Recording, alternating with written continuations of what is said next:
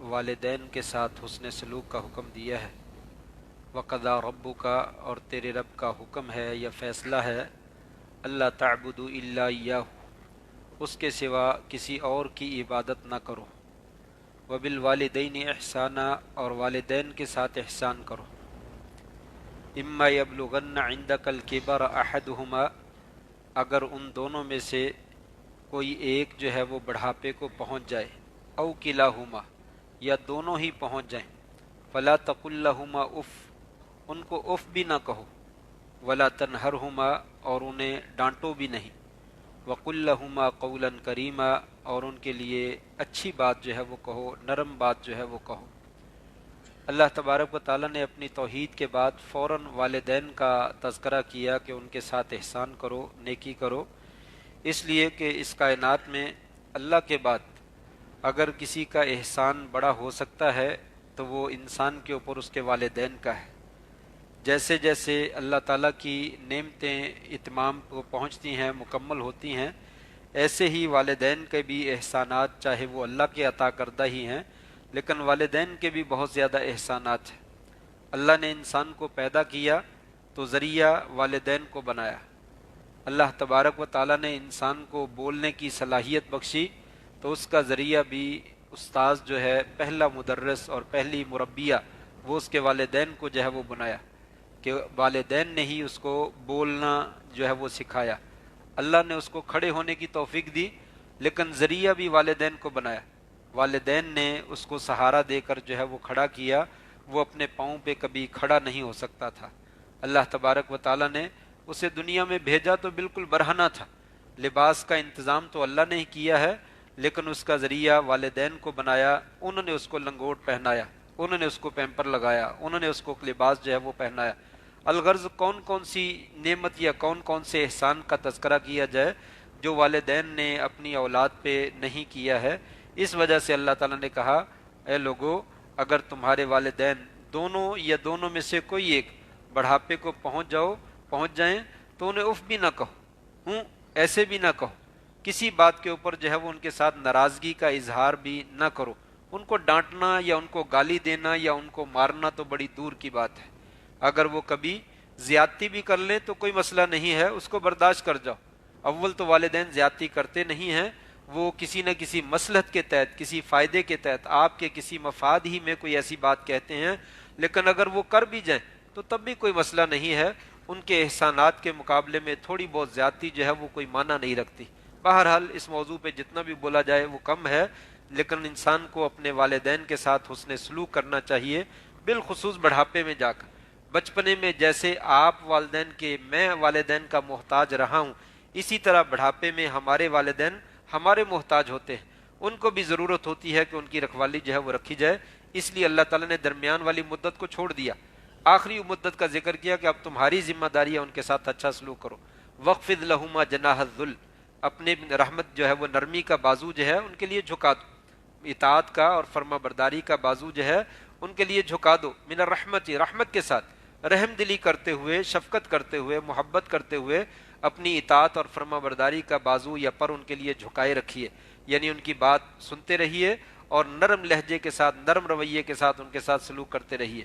وَقُلْ رَبِّ ارْحَمْهُمَا كَمَا رَبَّيَانِي صَغِيرًا، اور کہیے اے پروردگار ان دونوں پہ رحم فرما دے جیسے ان دونوں نے میرے بچپنے میں رحم فرمایا تھا۔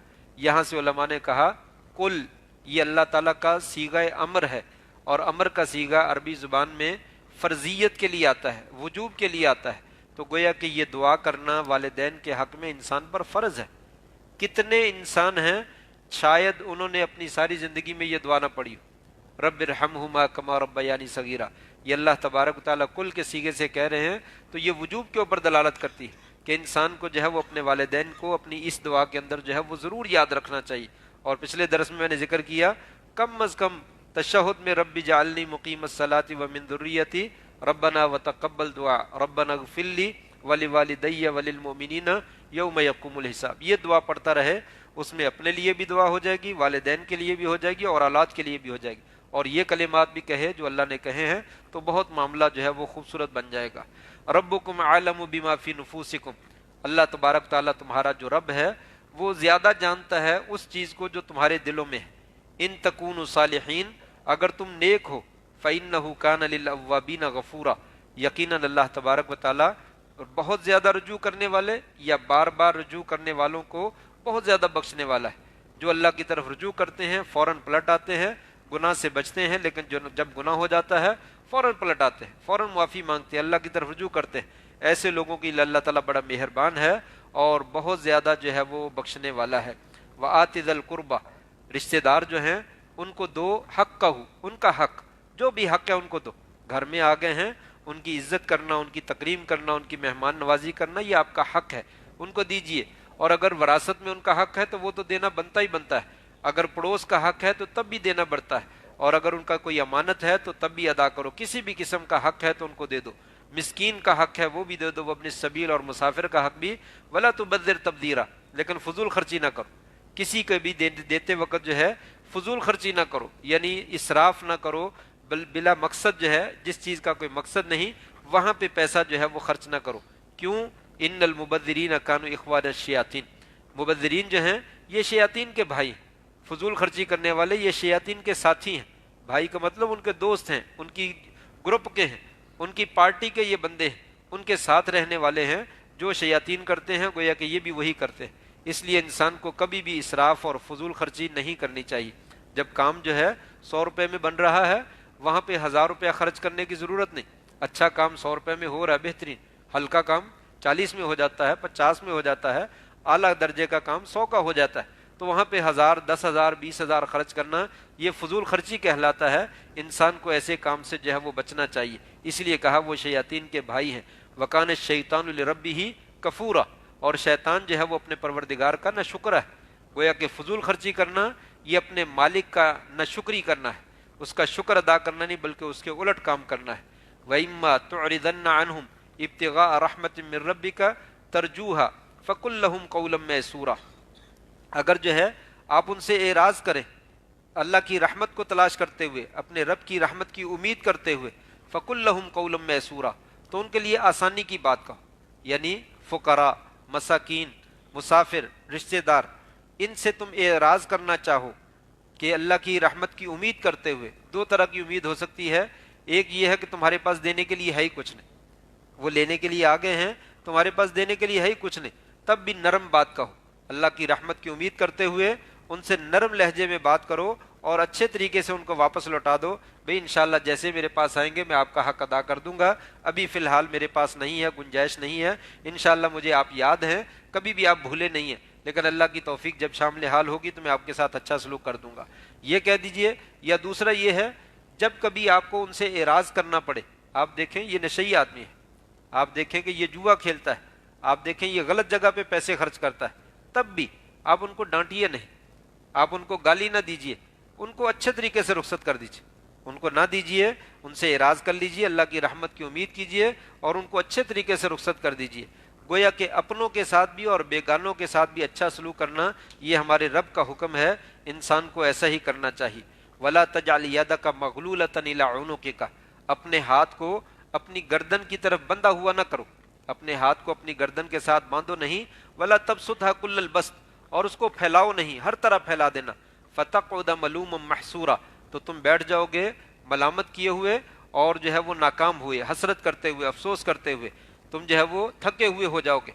कहा अपने हाथ को बंद भी ना करो, कंजूस और बखील ना बन जाओ, बिल्कुल गर्दन के साथ जुड़कर जो है वो बैठ जाओ, हाथ खुलता ही नहीं, वो जेब की तरफ जाता ही नहीं, और जुड़ा हुआ इंसान की गर्दन के साथ वो निकालता ही नहीं खजाने में से कुछ भी, और खुद ही जो खजाने खोल रखे हैं उड़ाता ही रहता है, पैसे उड़ाता ही रहता है, जहाँ काम नहीं भी है वहाँ भी खर्च करता रहता है। कहा ऐसे ना करो, ऐसा करोगे तो नतीजा ये निकलेगा तुम मलामत ज़दा भी हो जाओगे और थक भी जाओगे, तुम नहीं कर सकोगे, हर जगह पे खर्च नहीं कर सकोगे और बिल आखिर जो है वो ख़त्म हो जाएंगे, तुम कोड़ी कोड़ी के मोहताज भी बन जाओगे।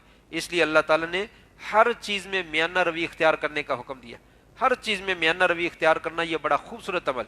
इबादत के अंदर भी, हत्ता कि इबादत के अंदर भी इंसान को मियाना रवि करने का हुक्म दिया। इंसान सारी रात तहज्जुद पढ़ता रहे, दिन को सारा दिन रोज़ा रखता रहे, कितने फ़राइज़ हैं, कितने वाजिब हैं, इंसान सारे छोड़ देगा, सारे वाजिबा छूट जाएंगे। تو ایک عمل کرنے سے انسان کے حقوق ادا نہیں ہوتے، سارے کام جتنے جتنے انسان کر سکتا ہے تھوڑا تھوڑا کر کے سب چیزوں میں حصہ ڈالتا رہے، اور میانہ روی اختیار کرے، عبادات میں بھی، خرچ میں بھی، اور لوگوں کے ساتھ حسن سلوک میں بھی، تو انسان جو ہے وہ بہت اچھی زندگی جو ہے وہ گزارتا ہے۔ ان ربک یبسط الرزق لمن یشاء، تیرا پروردگار جو ہے رزق کو فراخ کرتا ہے، کھولتا ہے جس کے لیے چاہتا ہے، ویقدر، اور تنگ کر دیتا ہے۔ یہ تیرے رب کے فیصلے ہیں، اس کے اندر بڑی حکمتیں ہیں۔ انسان کہتا ہے مجھے ملا نہیں، اور دوسرا کہتا ہے کہ مجھے دیا بہت زیادہ ہے۔ کہا یہ اللہ کی حکمتیں ہیں، اور دے کر بھی وہ آزماتا ہے اور تنگ کر کے بھی وہ آزماتا ہے۔ اور اس کے علاوہ کتنی حکمتیں ایسی ہیں کہ اللہ تبارک و تعالیٰ کسی کو دے دیتا ہے تو اسے معلوم ہے یہ اتنا زیادہ فساد نہیں پھیلائے گا، جس کو دے دیا نہیں دیا ہے اسے معلوم ہے اگر اس کے ہاتھ میں اتنا پیسہ آ گیا تو پتہ نہیں یہ بندہ کیا کرے گا، یہ پتہ نہیں کہاں سے کہاں پہنچ جائے گا۔ تو یہ اللہ تعالیٰ کی بڑی حکمتیں، انسان ان سے واقف نہیں ہے۔ جس کے لیے وہ چاہتا ہے رزق فراخ کر دیتا ہے، اور جس کے لیے تنگ کر دیتا ہے۔ انہ کان بعبادہ خبیرا بصیرا، یقیناً وہ اپنے بندوں کے ساتھ خوب خبر رکھنے والا ہے، خوب دیکھنے والا ہے، سب کچھ اس کو علم ہے۔ آپ یہ نہ سمجھیے کہ اللہ ہم سے غافل ہے، اللہ کو ہماری ہر حرکت کا پتہ ہے، ہماری ہر حاجت کا پتہ ہے، ہماری ہر ضرورت کا پتہ ہے، مجھے کتنے پیسے چاہیے، کہاں پہ چاہیے اور کب چاہیے، یہ سب چیزیں اللہ تعالیٰ جانتا ہے۔ اس لیے اس نے جو تنگ کر رکھا ہے یا فراغ کر رکھا ہے اس میں اس کی حکمتیں، مل جائے شکر ادا کرو، نہ ملے تو صبر کا مظاہرہ کرو، مل جائے تو آپے سے باہر نہ ہو جاؤ اور ہاتھ بہت زیادہ کھلا نہ چھوڑ دو، اللہ کے دین کے رستے میں خرچ کرو، اور اپنے واجبات جہاں جہاں کہیں ہیں وہ ادا کرو، اور مناسب طریقے سے میانہ روی کے ساتھ جو ہے جو خرچ کرنا ہے اس کو خرچ کرو، تو ایسی زندگی جو ہے وہ آپ کی بہترین اور شاندار جو ہے وہ زندگی بن جائے گی۔ یہ تیسرا رکوع تھا۔ اس کے بعد اللہ تعالیٰ نے 15ویں پارے میں شروع میں اسراء اور معراج کا جو ہے وہ ذکر کیا ہے۔ سبحان الذی اسریٰ بعبدہ لیلا من المسجد الحرام، پاک ہے اللہ تبارک و تعالیٰ جس نے اپنے بندے کو سیر کروائی مسجد حرام سے مسجد اقصیٰ تک۔ یہاں پہ بعض کہنے والوں نے کہا اسریٰ بنور ہی نہیں کہا، اسریٰ بملک ہی نہیں کہا، اللہ تعالیٰ نے اپنے جو ہے وہ فرشتے کو سیر کرائی، اپنے جو ہے وہ نور کو سیر کروائی، بلکہ اپنے بندے کا تذکرہ کیا۔ کہتے ہیں عبدیت جو ہے یہ اللہ تعالیٰ کا خوبصورت جو اللہ نے اپنے بندے کو وصف عطا کیا، یہ بندے کے لیے بڑا شاندار اعزاز ہے کہ انسان کہے کہ میں عبد ہوں۔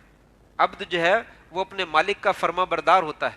شاید آپ کو یاد ہو میں نے ایک دفعہ عبد کا معنی ذکر کیا تھا، غالباً ابراہیم ابن ادہم یا حسن بصری رحمہ اللہ، ان کا کوئی غلام تھا، تو انہوں نے غلام خریدا تو غلام کو گھر لائے، لا کر کہا اے میرے غلام کیا کھاؤ گے، کیا کھانا ہے، میں تیرا مالک ہوں، تیری روٹی میرے ذمے ہے، بتاؤ کیا کھانا ہے۔ کہا بما شئت، آقا جی آپ میرے مالک ہیں، جو آپ کھلانا چاہیں میں کھانے کے لیے تیار، میں آپ کا غلام ہوں، میں کیسے اپنی خواہش کا ذکر کر سکتا ہوں، آپ کی جو پسند ہے آپ نے دینا ہے، آپ مجھے جو دیں گے میں کھا لوں گا۔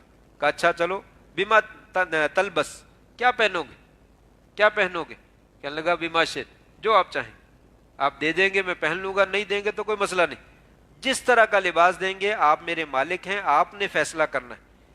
پھر انہوں نے سوال کیا بماذا تعمل، کیا عمل کرو گے، کہا بما شئت، جو آپ آرڈر کریں، جہاں آرڈر کریں گے کھڑا ہو جاؤں گا، جہاں آپ بٹھا دیں گے بیٹھ جاؤں گا، جہاں آپ لگا دیں گے وہاں پہ لگ جاؤں گا، اس لیے کہ آپ میرے آقا ہیں، میرے مالک ہیں، میں آپ کا غلام ہوں، جس طریقے سے آپ کہیں گے وہی کام کرنا ہے۔ وہ بڑے حیران ہوئے، بڑے حیران ہوئے، انہوں نے کہا آج تک مجھے عبد کا معنی پتہ نہیں چلا تھا، آج مجھے سمجھ آ گئی عبد کیا ہوتا ہے، میرے غلام نے مجھے سبق سکھا دیا، میں بھی اپنے رب کا عبد ہوں، یہ میرا عبد ہے، میں نے تو اس کو خریدا ہے، اس کو بنایا بھی نہیں، لیکن مجھے تو اللہ تعالیٰ نے بنایا ہے، میرا تو انگ انگ اس کا محتاج ہے، انگ انگ جو ہے وہ اس نے مجھے عطا کیا ہے، تو میں اس کے سامنے جو ہے وہ کیسے کہتا ہوں میرا جسم میری مرضی، میرا عمل میری مرضی، میرا کام میری مرضی، میرا کھانا میری مرضی، جو ہر کام میں انسان کہتا میری مرضی۔ کہا یہ عبدیت کا معنی نہیں، فوراً اس غلام کو آزاد کر دی، انہوں نے اس غلام کو فوراً آزاد کر دیا۔ یہ تو کیا ہی خوبصورت انسان ہے، یہ عبدیت ہے۔ اللہ تعالیٰ نے یہاں پہ اپنے بندے کا ذکر کیا، اپنے بندے کو سیر کروائی مسجد حرام سے لے کر مسجد اقصیٰ تک، جس کے ارد گرد جو ہے وہ ہم نے برکت دی۔ مسجد حرام سے مسجد اقصیٰ تک یہ سیر کرانے کا مقصد کیا ہے، اللہ تعالیٰ حکمتیں جانتا ہے، لیکن یہ ذکر کیا کہ میرے نبیوں کا تعلق بازاروں سے نہیں ہوتا، منڈیوں سے نہیں ہوتا، مارکیٹوں سے نہیں ہوتا، ان کا تعلق مسجدوں سے ہوتا ہے، وہ مسجد سے دل لگاتے، اللہ کی طرف جانا ہے تو مسجد سے تعلق جوڑیے، مسجد کے ساتھ تعلق جوڑتا ہے تو انسان اللہ کی طرف جو ہے وہ قریب ہوتا چلا جاتا ہے۔ اسی لیے کہا کل خوش نصیبوں کو عرش کے سائے کے نیچے جگہ ملے گی، ان میں سے ایک بندہ وہ بھی ہے، رجل قلبہ معلق بالمساجد، جس کا دل جو ہے وہ مسجدوں سے چمٹا رہتا ہے، وہ مسجد میں آتا ہے تو سکون ملتا ہے، مسجد سے باہر چلا جاتا ہے تو پریشان ہو جاتا ہے۔ اور ہم میں سے اکثریت کی حالت یہ ہے کہ مسجد میں آتے ہیں تو پریشان ہو جاتے ہیں۔ پہلے دن ماشاءاللہ 7-8 صفحے بھری ہوئی تھی، ماشاءاللہ پیچھے لائنیں لگی ہوئی تھی، آج 3 صفحے رہ گئی۔ پتہ نہیں یہ رمضان ختم ہو رہا ہے، شوق بڑھنا چاہیے، لیکن جیسے جیسے پہلا عشرہ جو ہے وہ ختم ہوتا ہے تو درمیان والا عشرہ جو ہے وہ بالکل خالی ہو جاتا ہے۔ کیا ہوا ہے ان دنوں میں؟ کیا مسئلہ بن گیا؟ کوئی مسئلہ نہیں، بس تھک گئے، کچھ بھی نہیں ہوا، بس جی نہیں کرتا، تھک جاتے ہیں، لمبی تراویح ہوتی ہے، پڑھا ہی نہیں جاتا، کھڑا ہی نہیں ہوا جاتا، آخری عشرے میں دیکھیں گے، پھر دیکھ لیں گے کوئی مسئلہ بنے گا تو۔ ایسا نہیں ہونا چاہیے۔ مسلمان کا تو دل مسجد میں لگتا ہے، مسلمان کا تو دل نماز میں لگتا ہے، قرآن مجید کی تلاوت میں لگتا ہے۔ جو لوگ لگے رہتے ہیں مبارکباد کے مستحق ہیں، انشاءاللہ اللہ تعالیٰ جو ہے وہ اپنا بنا لے گا، بلکہ اس نے بنا لیا ہے، اور اللہ تعالیٰ اپنی جناب سے خوب ایسے لوگوں کو جو ہے وہ عطا کرتا ہے۔ بہرحال کہا مسجد کے ساتھ جو ہے وہ تعلق لگائیے، اللہ تبارک و تعالیٰ کی رحمتیں جو ہے وہ تمہارے شامل حال ہو جائیں گی۔ پھر اللہ تبارک و تعالیٰ نے جو ہے وہ اپنی نشانیاں کچھ ذکر کی ہیں، اور کہا انسان جو ہے وہ اپنے لیے شر کی دعا بھی اسی طرح کرتا ہے جیسے خیر کی دعا کرتا ہے۔ جب اس کو اچھائی کی امید ہوتی ہے تو خیر مانگتا رہتا ہے، جب وہ مایوس ہو جاتا ہے تو کہتا مر ہی جاؤں میں، اس سے تو اچھا تھا میرے ساتھ یہ ہو جائے، میری ٹانگیں ٹوٹ جائے، میرا فلاں ہی ہو جائے، اپنے آپ کو کہتا ہے، یا کم از کم اپنی اولاد کو کہتا ہے، اس سے تو بہتر تو مر ہی جائے، تو میرے سامنے کیوں آ جاتا ہے۔ انسان جو ہے وہ جیسے اس کے لیے خیر کی دعا کرتا ہے، اسی طرح اس کے لیے بد دعائیں بھی کرتا ہے۔ وَكَانَ الْإِنسَانُ عَجُولًا، انسان بڑا جلد باز ہے، اتنی جلدی نہیں کرنی چاہیے، جب خیر آتی ہے تو اس کو بھی ٹھنڈے لہجے سے برداشت کرو، اور اس کو لو، اور اس کے سے فائدہ اٹھاؤ، اور آپے سے باہر نہ ہو جاؤ، غرور نہ کرو، تکبر نہ کرو۔ لیکن اگر پریشانی آ جائے تو تب بھی اتنی جلدی جزا فضا کرنے کی ضرورت نہیں ہے، صبر کرو۔ پھر اس کے بعد اللہ تعالیٰ نے فرمایا ہم نے دن اور رات کو بڑی بہترین نشانیاں بنائی، دن رات کی نشانی کو ختم کر دیتا ہے، اور رات دن کی نشانی کو ختم کر دیتا ہے۔ ہم نے جو ہے وہ دنوں کا، مہینوں کا، سالوں کا حساب لگایا تم تاکہ اپنے معاملات جو ہے وہ چلا سکو۔ ہر انسان کی قسمت ہم نے اس کے گلے میں لٹکا دی، ہر انسان کی قسمت ہم نے اس کے گلے میں لٹکا دی۔ کہا اپنی قسمت سے بڑھ کر تم نے کچھ بھی نہیں کرنا، ہم نے جن معاملات میں تمہیں اختیار دے رکھا ہے ان میں بھی، اور جن معاملات میں ہم نے تمہیں اختیار نہیں دے رکھا ان میں بھی، جو کچھ تم نے کرنا ہے ہمیں سارا علم ہے۔ ہم نے تمہارے گلے میں وہ تعویذ لٹکا کر، کہہ لیجیے پرچی باندھ کر جو ہے وہ گلے میں لٹکا دی، اسی کے مطابق تم نے اسی طریقے سے کرتے چلے جانا۔ لہٰذا اللہ تعالیٰ پہ بھروسہ رکھو، اور اچھے کام کرو، اور غلط کام سے اجتناب کرو، اور کسی بھی چیز میں حد سے بڑھنے سے جو ہے وہ باز آ جاؤ، تمہارے لیے یہ بہتر ہو جائے گا۔ قیامت کے دن ہم اس لکھے ہوئے کو نکال کر تمہارے سامنے کر دیں گے، ہر بندہ جو ہے وہ اپنا لکھا ہوا دیکھ لے گا، اور کہا جائے گا اقرا کتابک، آج اپنی کتاب پڑھ لو، آج تم خود ہی اپنا حساب کر لو، تم کیا کرتے رہے، کیا بیجا ہے اور کیا کاٹنا ہے، کیا کھویا ہے اور کیا پایا ہے، سارا کچھ جو ہے وہ تمہارے سامنے آ جائے گا۔ پھر اس کے بعد جو ہے وہ اللہ تعالیٰ نے فرمایا جب ہم کسی بستی کو ہلاک کرنے کا ارادہ کرتے ہیں تو اس کے جو خوشحال طبقہ ہوتا ہے ان کو حکم کرتے ہیں، اور ان کو جو ہے وہ عادت ڈالتے ہیں، وہ مزید نافرمانیاں کرتے ہیں، وہ فسق و فجور کرتے ہیں۔ جب فسق و فجور خوب کر لیتے ہیں ان کے اوپر اللہ تعالیٰ کا وعدہ جو ہے وہ سچ ہو جاتا ہے، پھر ہم ان کو تباہ کر دیتے ہیں، تباہ کرنا خوب جو ہے ان کو تباہ کر دیتے ہیں۔ جو کوئی دنیا میں جلدی فائدہ حاصل کرنے کا طلبگار ہوتا ہے ہم دے دیتے ہیں، جلدی سے مراد جو دنیا کا طلبگار ہے، آخرت کا طلبگار نہیں، ہم اسے دنیا دے دیتے ہیں، پھر ہم اس کو جہنم رسید کر دیں گے، وہ ذلیل ہو جائے گا اور رسوا ہو جائے گا۔ لیکن جو آخرت چاہتا ہے اور اسی کے لیے کوشش کرتا ہے اور ایماندار بھی ہے، ہم اس کی کوشش کی قدر کرتے ہیں۔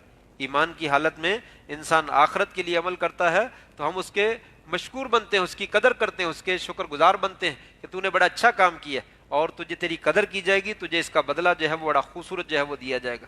پھر اس کے بعد اللہ تبارک و تعالیٰ نے اولاد کے بارے میں مزید کہا، لوگوں اپنی اولاد کو بھوک کے ڈر کی وجہ سے قتل نہ کرو، ہم تمہیں بھی رزق دیتے ہیں، انہیں بھی رزق دیتے ہیں، ان کا قتل کرنا بہت بڑا گناہ ہے۔ حمل کو ضائع کروا دینا، چاہے ایک دن کا ہی کیوں نہ ہو، بار بار یہ سوال کیا جاتا ہے کہ فلاں پرابلم ہے، فلاں مصیبت ہے، فلاں ایسا مسئلہ ہے، کہا یہ قتل کرنا ہے، قتل کرنا جائز نہیں ہے، اولاد کو قتل کرنا چاہے وہ کسی بھی مرحلے میں ہو یہ جائز نہیں ہے، الا یہ کہ عورت کو، والدہ کو آخری سٹیج پہ ڈاکٹر کہیں کہ 99% شک ہے یا امید ہے کہ یہ مر جائے گی، اگر بچے کو ضائع نہ کیا گیا تو یہ مر جائے گی یا بچہ مر جائے گا، ایسے حالات میں بعض علماء نے اجازت دی ہے کہ چلو کوئی ایسی شکل بن جائے قابل اعتماد ڈاکٹر کو کہتا ہو تو ٹھیک ہے، وگرنہ انسان کو بچے کو قتل کرنا جو ہے وہ جائز نہیں ہے۔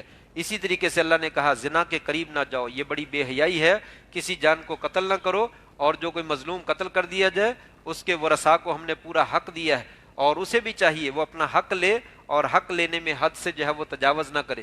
یتیم کے مال کے قریب نہ جاؤ، یہاں تک کہ جب وہ بالغ ہو جائے تو اس کا مال اور اس کی امانت اس کو واپس کر دو۔ وعدے کو پورا کیا کرو، تمہارے وعدوں کے بارے میں اللہ تعالیٰ خود جو ہے وہ تم سے سوال کریں گے، تم سے سوال کیا جائے گا۔ ماپ تول پورا کیا کرو، عدل کے ساتھ تولا کرو، اور جس چیز کا علم نہ ہو ایسی چیز کے پیچھے نہ لگا کرو۔ یاد رکھو ان السمع والبصر والفؤاد کل اولئک کان عنہ مسئولا، یہ تمہاری نعمتیں بہت خوبصورت ہیں تمہیں دی گئی، کانوں کا سننا، آنکھوں کا دیکھنا، اور دل کا دھڑکنا اور سوچنا، سارے فیصلے دل کرتا ہے، پھر یہ دماغ کو آرڈر کرتا ہے، اور پھر یہ سارے اعضاء کو آرڈر کرتے ہیں، اور پھر اعضاء کرتا ہے۔ فرمایا یہ ساری بڑی نعمتیں ہیں، لیکن کیا خیال ہے اتنی قیمتی نعمتیں ان کے بارے میں سوال نہیں ہوگا؟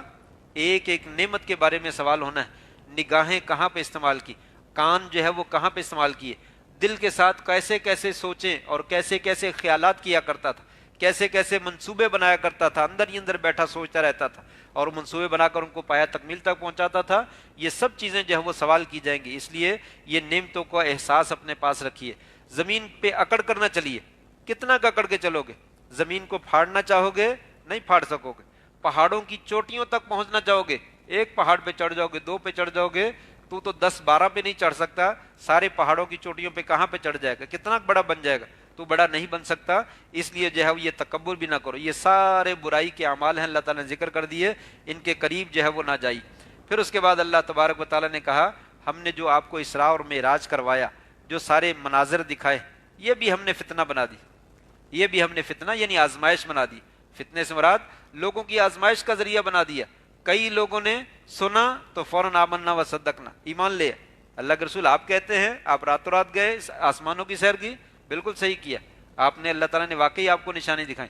کئی لوگوں کو اور مزید کفر پکا ہو گیا اور یقین پکا ہو گیا کہ یہ تو نعوذ باللہ من ذالک پتہ نہیں کیا باتیں کر راتوں رات کو۔ ممکن ہے انسان مسجد حرام سے مسجد اقصیٰ تک چلا گیا ہو، پھر 7 آسمانوں تک چلا گیا، پھر سیر کی ہو، پھر واپس بھی آ گیا ہو اور رات ختم نہ ہوئی ہو، یہ کیسے ہو سکتا ہے؟ مزید شکوک و شبہات میں پڑ گئے اور وہ جو ہے وہ کفر کی طرف جو ہے وہ چلے گئے۔ اور شجرۃ الملعونہ فی القرآن، قرآن مجید کے اندر زقوم کا درخت جو ہے وہ، اس کو بھی ہم نے آزمائش کا ذریعہ بنا دی۔ یہ کیسے ہو سکتا ہے؟ سمندر کے نیچے یا آگ کے نیچے درخت لگ جائے، یہ کیسے ہو سکتا ہے؟ پانی جو ہے وہ تباہی بربادی کر دیتا ہے، آگ جو ہے وہ تباہی بربادی کر دیتی ہے، وہاں پہ درخت کیسے لگتا ہے؟ کسی نے ایسے جو ہے وہ اعتراضات کر دیا۔ ہم نے کہا یہ ہم نے ساری چیزیں آزمائش کے بلائی ہیں۔ بہت سارے لوگ جو ہیں وہ آزمائش پہ پورا اترتے اور ایمان لے آتے ہیں، ان کا ایمان مزید مضبوط ہو جاتا ہے، اور بہت سارے لوگ جو ہے وہ ایسی چیزوں کو دیکھ کر اور گمراہ ہو جاتے ہیں۔ تو اللہ تعالیٰ ہی ہے جس کو بچانے والا، اللہ تعالیٰ ہمیں سیدھا رستہ دکھائے اور گمراہی کے رستے سے جو ہے وہ محفوظ فرمائے۔ پھر اس کے بعد اللہ تعالیٰ نے نبیوں کے حالات کا جو ہے وہ ذکر کیا کہ یہ بار بار جو ہے وہ نشانیوں کا مطالبہ کرتے ہیں۔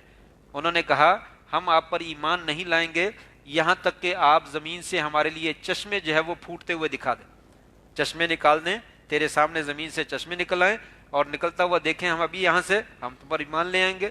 یہ بھی اعتراض کیا۔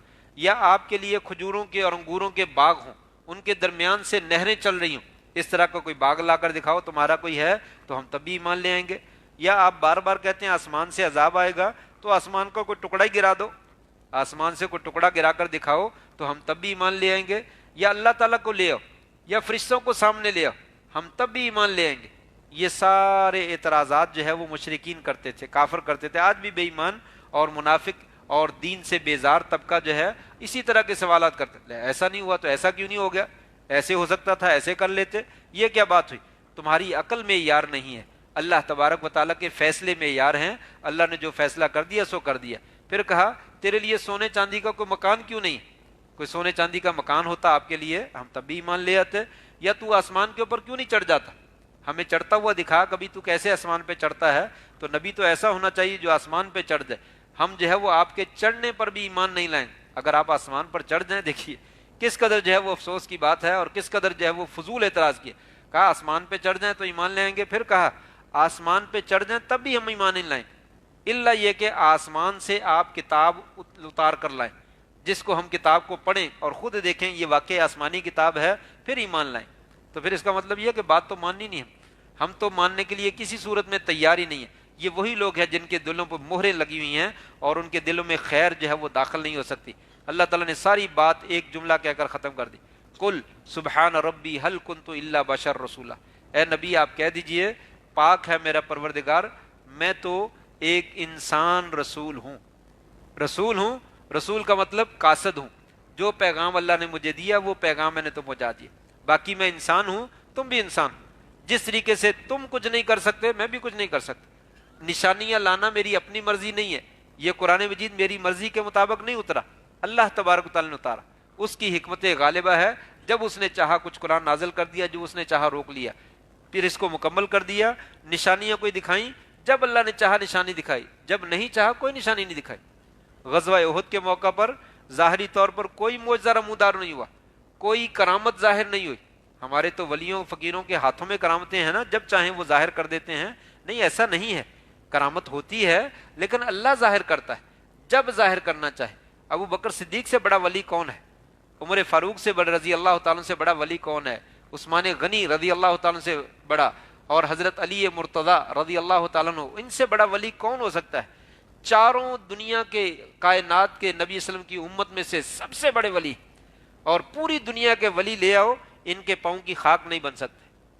غزوہ احد میں موجود ہیں, 50 تیر اندازوں نے درہ چھوڑ دیا, کوئی کرامت ظاہر نہیں ہو رہی, کسی کی کرامت ظاہر نہیں ہو. مسلمانوں کی تلواریں اپنے اوپر چل پڑی. سمجھ نہیں آتی, اس سے زیادہ واضح کیا بات ہو سکتی ہے؟ اس سے زیادہ ہدایت کا پیغام جو ہے وہ اور کیا ہو سکتا ہے؟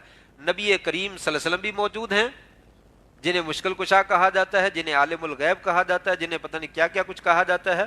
نہیں, ایسا نہیں ہے, آپ نہیں ہیں.